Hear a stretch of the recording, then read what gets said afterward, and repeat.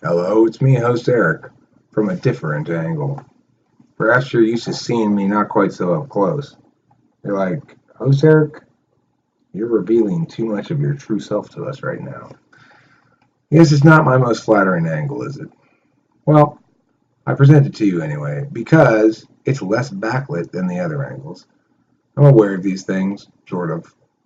I'm aware when I see the picture and go, ugh, I could turn this way. Is that better? Yeah? I'll be a little further away. See my wrinkles a little bit less up close. Spend a little less time digging around my pores. Regardless, this particular episode of Second Famous People is a channel comment business yada yada yada episode, State of the Union kind of episode. So first, I want to respond to an important thing that Mega Bros said is worth mentioning. So in my video called "Watch This 6 or 7 or 8 Times," I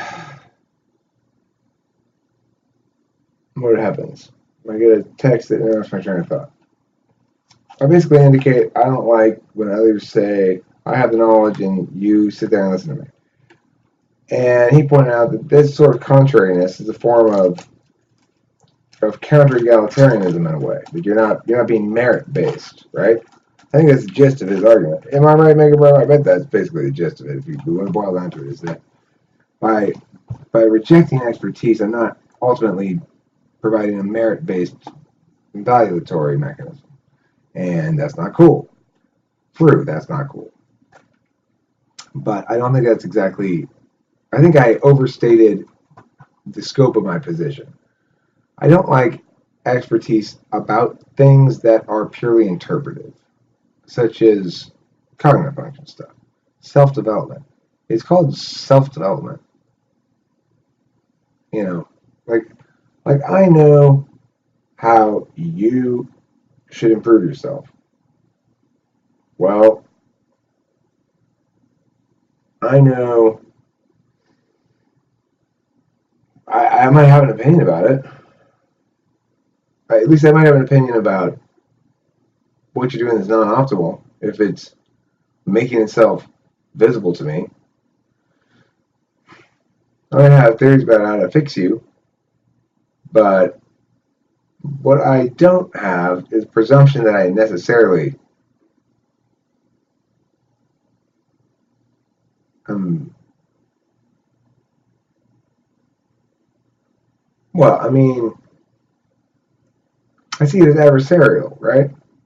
To the extent that I'm telling you there's something wrong with you, it's adversarial. And to the extent that I'm telling you you need to self-develop, it's adversarial. To the extent that I'm telling you I'm here to help you guys get to the next level, it's adversarial.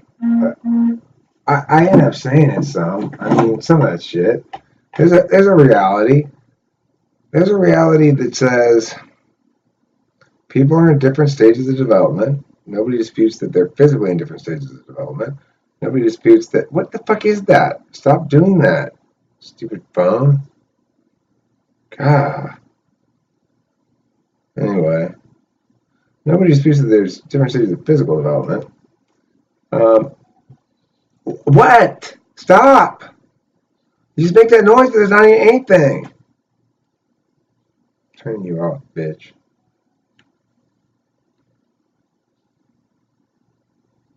Anyway. Yeah, well, you can now. You can't make that sound anymore, fucker. See? Stupid fucking phone. You get. God damn it. That's what you get, Eric. I made you knock over the camera. Yeah, well, I get to give you a voice and be funny about it, so fuck you. That's not even my voice. I know, that's what's funny about it.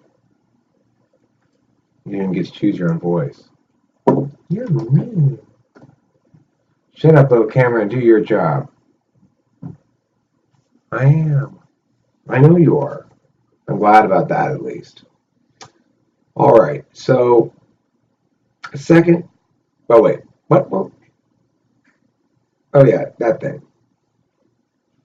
Like, I think I can say the following sorts of stuff.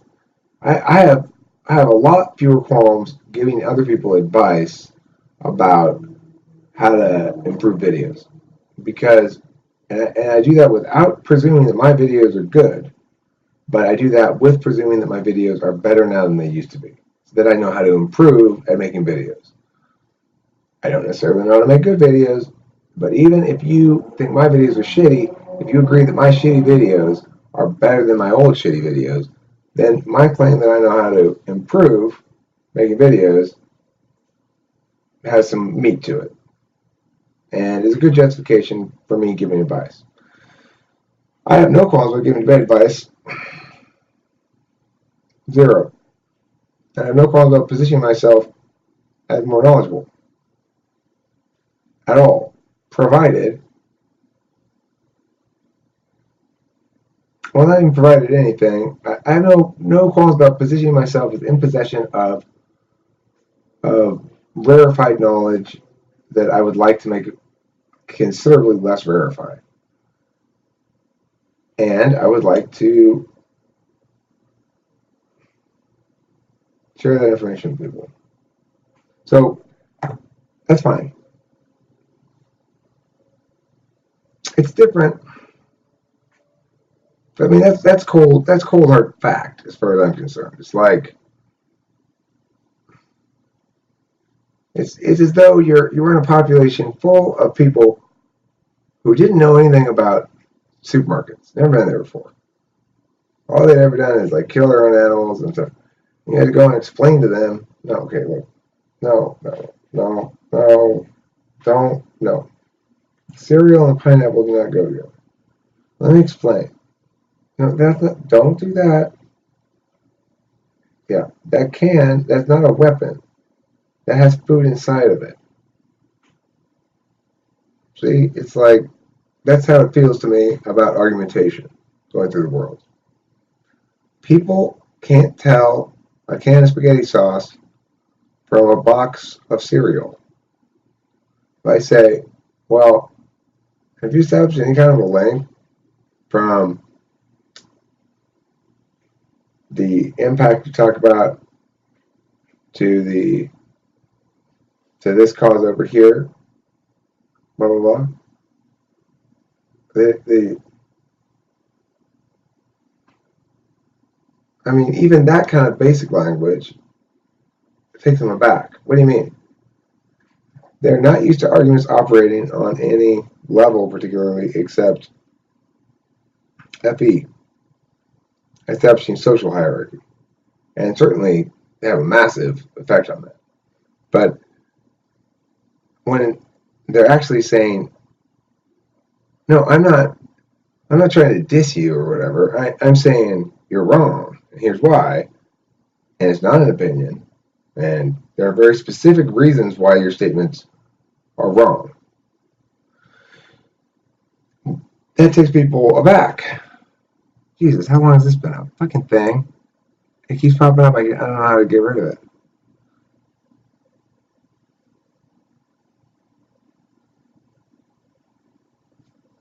This is the hair on my chinny chin chin. Anyway, what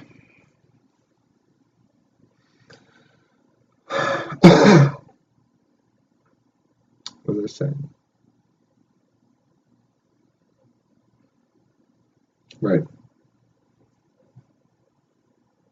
So I do understand and agree that there should be a rejection of dismissal of that which positions itself badly in FE terms. Just because it positions itself badly in FE terms, one should always take the good information one wants from it. But ultimately, there are two battlefields, right? There's an FE battlefield and there's a logic battlefield.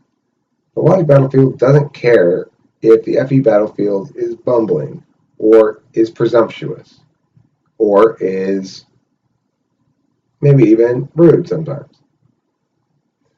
But the FE part doesn't care about the logic part, right?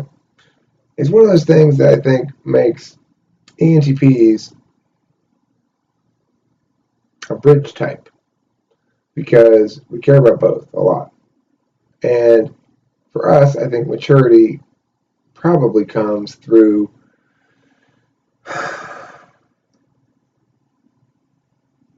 figuring out how to use FE compromises to attain TI outcomes, to become comfortable with FE, to learn how to use it, to learn how to take data with it too. It's not just a matter of using FE, it's a matter of learning how to glean data through that channel consistently. So our first instinct's not any AP's first instinct, I think, to read the emotions of others is a good metric for what's going on. Regardless, if you've never had poop for dinner, well, me neither, and we should both be thankful for that. Now, I want to move on to the second topic, which is quite related, actually, which is going to make this individual very happy, I suspect. His name is Master Debater, and he has been the most recent revelation of human nature to me, and argumentation, and the way that people utilize certain means of communication in order to achieve certain outcomes, and how that links to identity. So I'm talking about Master Debater, as he calls himself. This individual is a commenter who has been engaging with me in a string of comments, and he is, okay, so basically he's a troll, which is somebody who puts some sort of provocative comment up, and then if you argue against the comment, then he'll shift ground, he'll turn it, make it personal, he'll twist everything to mean something other than it does, and he's hoping to get under somebody's skin and manipulate their reactions, right? He wants to take another person's behavior and control what that person does. But there's a phenomenon that's occurred with me, which is, this is how things work. Sometimes our anticipated outcomes of a control move like that, because I do shit like that too a little bit, you know. I'm with you, dude. I feel you. I'm not upset about anything or whatever, but the interesting thing about it is, lost my train of thought with all the FE dancing. Fucking god damn it. It'll come to me in a second. Oh, the revelation for me was basically this, that when he came in as a simple troll, he fooled me, which is to say, I didn't know he was a troll. His name is what got me. This makes it such an effective name. I was saying, you gotta change that name, dude. You know how to do it. Well, of course, it's a perfect name for a troll. No, you should not change that name. That name's perfect. Now that I understand what I understand, which is, it's not that you're doing my art form badly, it's that you're doing your own art form well. And it's not an art form that I like very much, but that's okay. That's not the point. I respect the fact that you're doing it well, or at least exhibiting the mechanics of it very well. In this particular instance, you're doing it well, but it's not achieving anything that you normally would expect it to achieve, because this isn't a normal place to try to troll. So under normal circumstances, if I'm reacting to his things, if I'm engaging with him, battling with him, it means he's gotten under my skin. Except here, it's standard operating procedure. A lot of people battle with me. They battle in a lot of different ways. Some of them better, some of them worse. This is not one I encountered before. So I sort of assumed at first he was a debater. And I was like, Master Debater, this guy's a fucking shitty debater.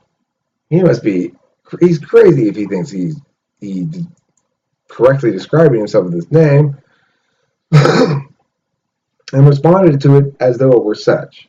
You know, somebody who's way overreaching in their own self-assessment and walking around like they got a big dick swaggering about it. It's ridiculous. Um, so naturally you want to slap that shit down. But here's the thing. So I slapped him down pretty thoroughly and, pretty flawlessly, I'd say. It's not like I left a whole bunch of openings. I spiked shit out properly and everything. What does he do? He just ignores the spikes, comes right back, pops right back up. Another like needly comment or whatever. I'm like, does this fucking guy not just realize what happened to him? And the answer is, it doesn't matter to him, right? He's not in that. In his game, that doesn't matter. It doesn't matter if I smack him down at all because he's not there to be. He's basically not coming in with any claims that link to his own identity. There's nothing that he feels he cares about that he's being said. Nothing at all. So when I say, "Oh, you must be stupid for making that dumb argument," he doesn't think to himself, "That was a dumb argument."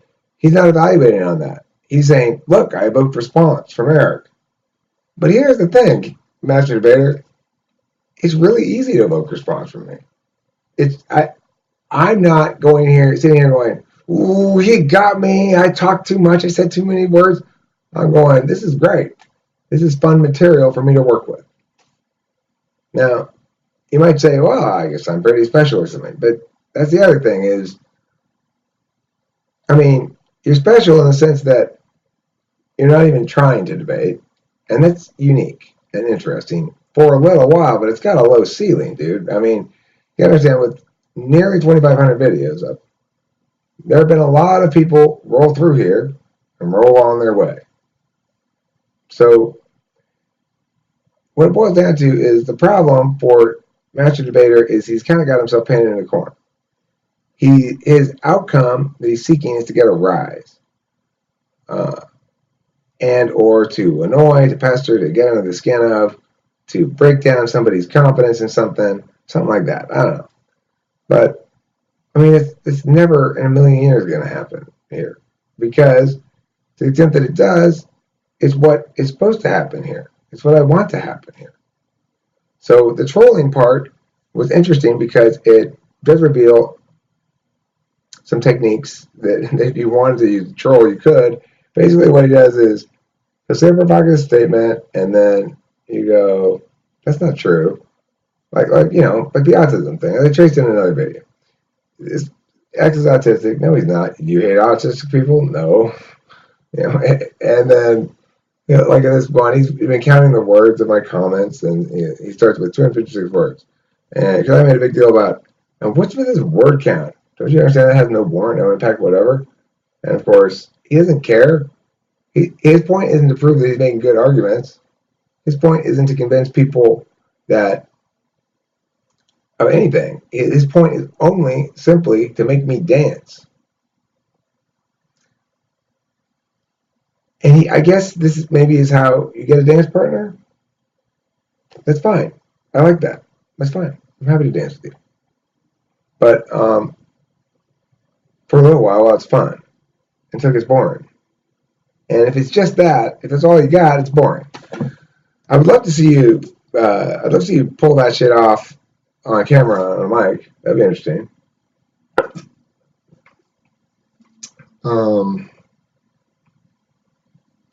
I think it's a little harder to do in that context, right?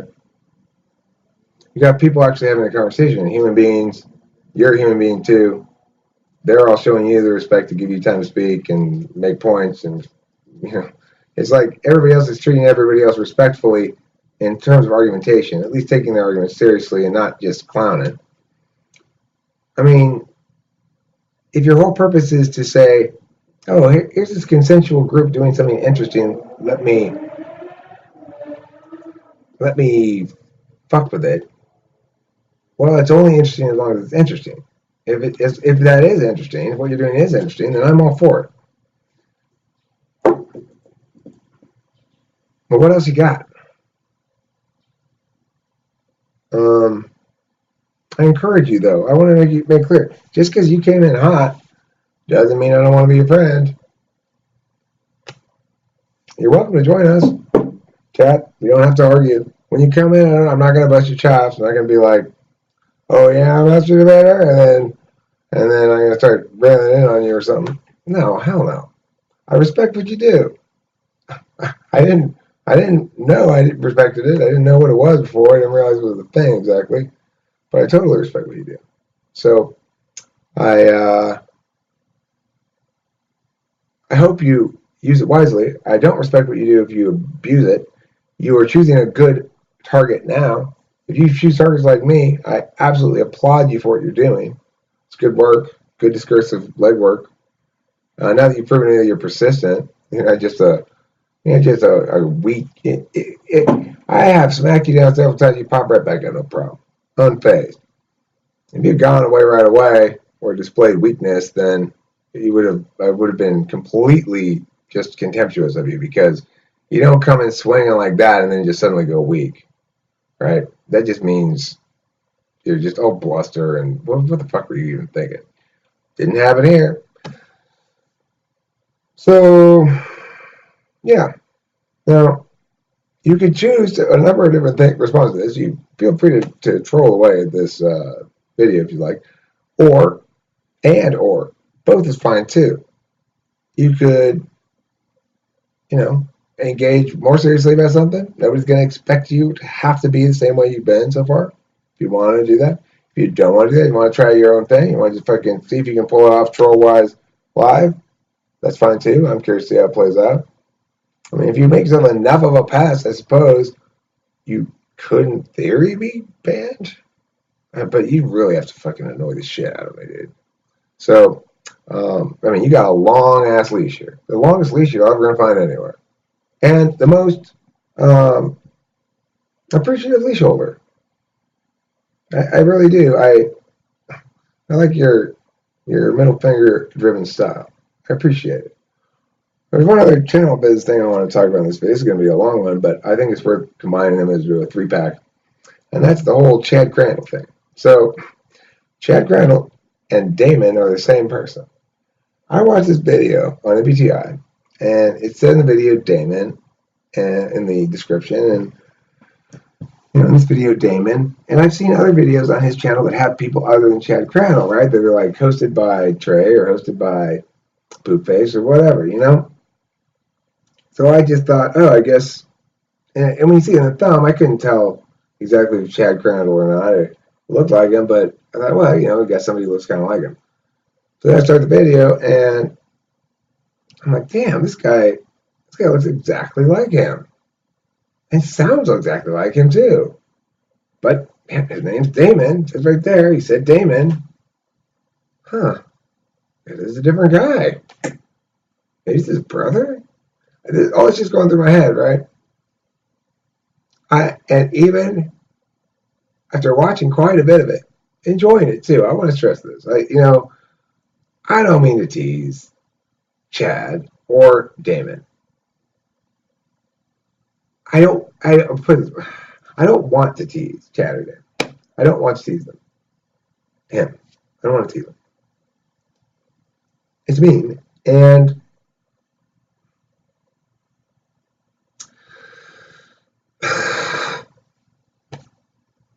it doesn't play well. I mean, it's like people want me to be nice. It makes me want to be nice. So know that when you want me to be nice and you kind of look sad or disappointed when I am mean in life or in internet or the ether of heaven, the sour, thick, sodden air of Middle Earth. Could be any of those things. I lost my train of thought. I'm slow like a slow bro on the slow show. Slow, slow, slow, slow. What's this thing I'm talking about? The last name? Fucking goddamn it. I'm tired. I'm tired and I'm slow. Just like Mo. Yes, I'm Mo and I'm tired. Yes, I'm tired. Yes, I'm slow and I'm tired. Yes, I'm wired. No, I'm not. I am tired. Are you tired or are you hired? Have I been hired to shire that? What do you mean, shire that? What am I talking about? Fucking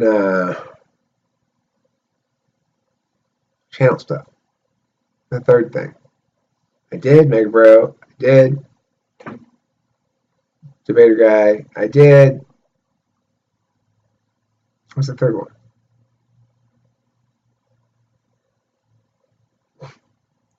Insane, right? It's insane. What's wrong with my brain? Oh, Chad, right. Damon and Chad and Chad and Damon. So I put a comment saying, must not be Erikish, and I put it there because I thought it wasn't Chad. If I had known it was Chad, I still would have made the video, but it would have been a completely different video, right? It would have been respectful in a different way. And this has made me reflect a great deal on my own hypocrisy as of about 2 seconds ago when I just realized it. But I thought it played better, reflected a great deal on it already. Good enough, same difference. To note it, it's reflected a great deal on it. No, it's not, Eric. Why would you say that? See the foibles of being human. Okay, so yeah, the reality is, if I actually did not know that was Chad. I actually thought it was a guy who sounded and looked exactly the same as Chad, and it was named Damon. I, I have a feeling people are not going to believe this. I feel like Trenton. I want to spike this shit out. I swear to God, I thought that was a guy named Damon who looked and sounded exactly like Chad. And so when I put the comment, I was commenting to Damon, not Chad. And I now realize is that if it had been, I known it was Chad, I wouldn't have put that comment, even though that comment was super restrained for me. I barely even did anything.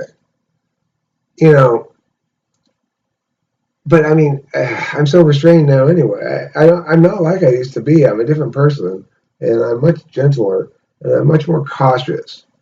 Although, outside of this domain here, I'm not necessarily cautious when talking with Finnish people, but I'm cautious with people's feelings here. I hope, even though I trash the shit out of some people. I mean, it's such a weird thing. I really, really, really want to be careful with people's feelings. I really want someone to say, "No, you don't cross the line, Eric."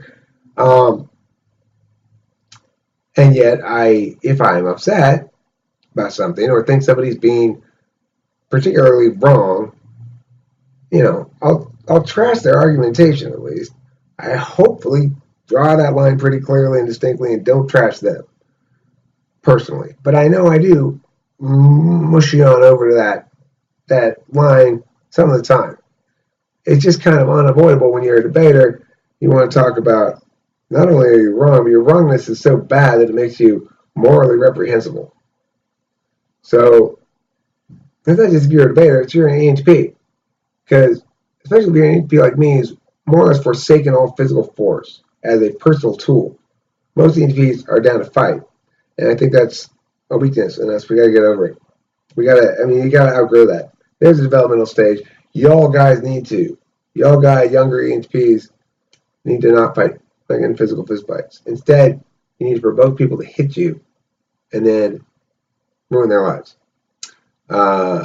If you must engage in conflict. And you might say, well, that's not very nice. Well, you're not actually going to ruin their lives. What you're going to do is have that leverage and make sure that they say uncle and you really see the defeat in their eyes. You can kick their ass and you both end up sort of respecting each other. You could try to kick their ass and accidentally kill them. You could try to kick their ass and it ends fine, but turns out you fucked up your wrist so bad that you never write the same again. If you get in a fight, you could go over there and think it's a fist fight, and they pull out a gun and shoot you in the head. Especially if alcohol is involved, and that's when you're most likely to fight. So, ENTPs who are younger than me, I'm going to give you an official piece of talking with famous people, words of wisdom, advice from the heart, and earnest entreaty. Don't fight. Don't fight with your fists. That's not going to win back your manhood. If you missed your chance to fight when you were a kid, if you didn't get in any of those fights when you were a kid, you can't make up for it now. It's too late, and as an adult, you just can't get away with it. You can't get away with it for long. You'll die, or you'll hurt somebody really badly.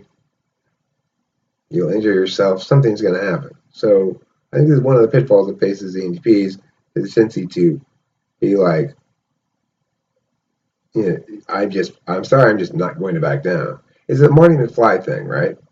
He's down to throw down any time because he's got something to prove.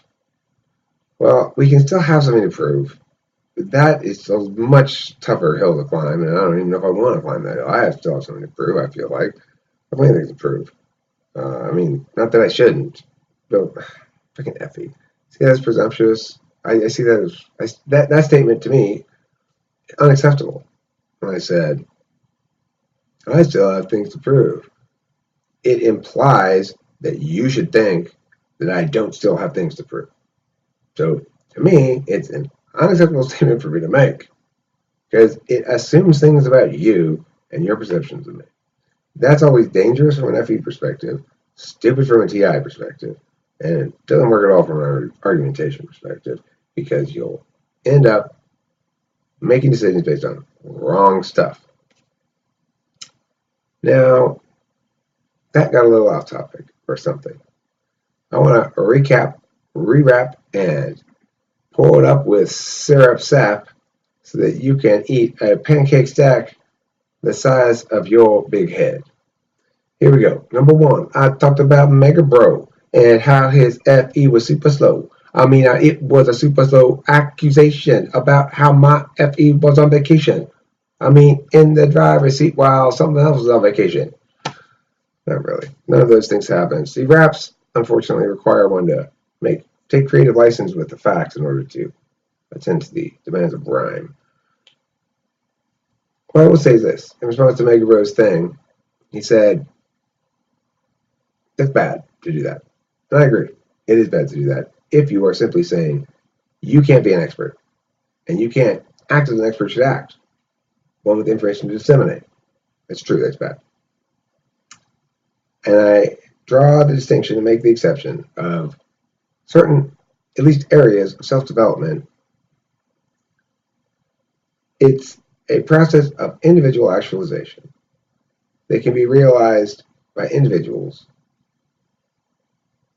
to the extent that someone else models or presents as worthwhile some sort of tip or life hack about feeling better about yourself, being more optimal version of yourself. That's great. But I don't like exclusive paths. Exclusive paths are the way of Dr. Lionel Sprinting Wolf Catholic Woe.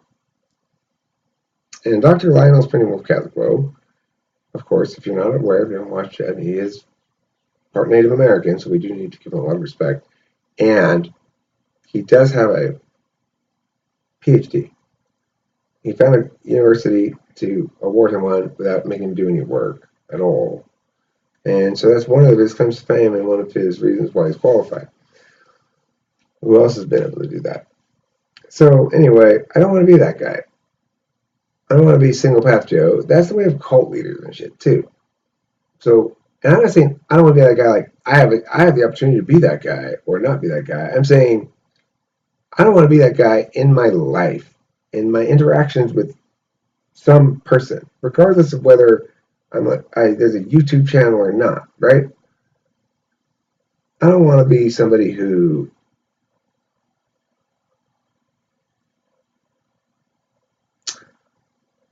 generalizes too much, for one thing. Who presumes that my experience is going to resonate with you in the ways that I expect it to. And on a media level, I don't think. This isn't what an I don't want to. This is, get rid of the I don't want to. This is I think this is the way the reality actually works, and that a lot of people probably, I don't know if a lot of people actually think this or not, but I would guess that to the extent that there are contrary positions to this, it would be not entirely unrealistic to think there would be those who hold contrary positions to this. The way reality works, when I put out a piece of media and it gets, fewer views than other media, why is that? Well, it's complicated. It's super complicated. It's not causally reducible. It's part of a complex, chaotic system. It's very difficult to make predictions about. The mechanisms, when looked at in isolation, give you an incomplete picture of how the system's progression will impact current vectors that you're extrapolating. As a consequence,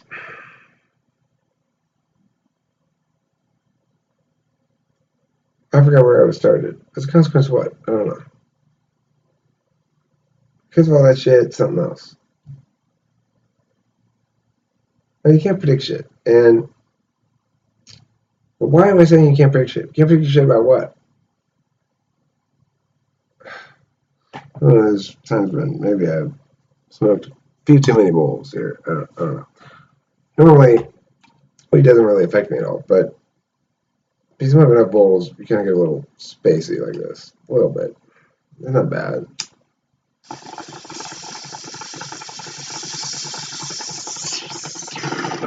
It's almost assuredly the lack of sleep more than it is bowls anyway. This stuff is largely like a dietary supplement. It doesn't really have meaningful health impact either way. It may bolster your health a little bit, but probably doesn't help that much. I mean, it bolsters your mental health some, for sure. So, okay. Now, you might just say to me, Eric, that was terrible advice. What do you mean? I didn't give you advice. Didn't you? I don't think so. Didn't I just say like weed was good and stuff like that? Good for your health? I was just making observations of fact. Weed's healthy. It makes you a little bit healthier at least. That's not true though, Eric. Well, it's not advice either. To agree, it's not true? No, I think it's true. But do you have any evidence or anything? Who cares? Why do people are so concerned about evidence all the time? Bugs me. It's just true. I can just feel it. I got my introverted intuition rolling. I got my inner INFJ telling me that smoking weed is very good for me today.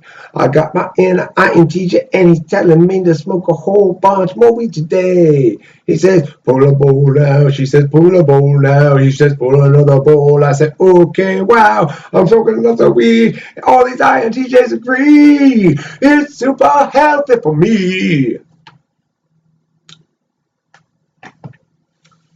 I didn't wrap this up well. There's an end point. I feel like I walked right man all the way down the fucking end of the court and I failed to make the play up, but I have no idea what it is. So, you guys fill in the blank. Thanks for watching Talking with People. This is a long ass episode. 40 minutes. 40 minutes of 100% pure, diamond covered, platinum covered gold.